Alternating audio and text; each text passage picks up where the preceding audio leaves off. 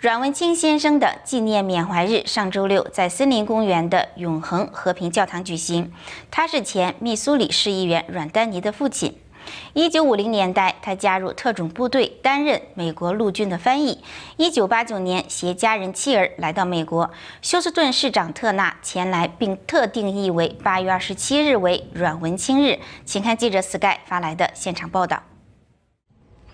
I have a lot of memories of my father. Lots of experiences.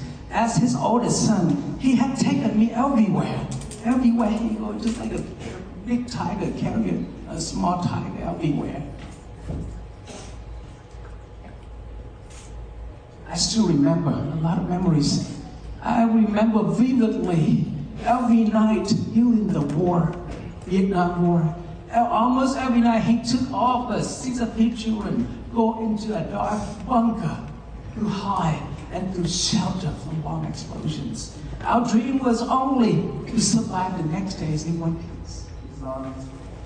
17 grandchildren, to the 2 great-grandchildren, to our mayor, who has spoken with great eloquence, to our state representative, Reynolds, who preceded me and spoke as well, to many of my friends who are here, council members, I see business people here, the Wei Lee among them, to all of you.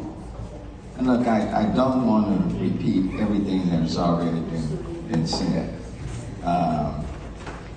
Maybe I'll speak in English and then I'll finish my comments in Vietnamese.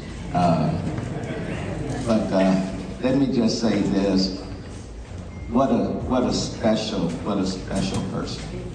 I came to be a part of this ongoing celebration because of the incredible, inspiring story of this husband, this father. Thank you so much. God bless.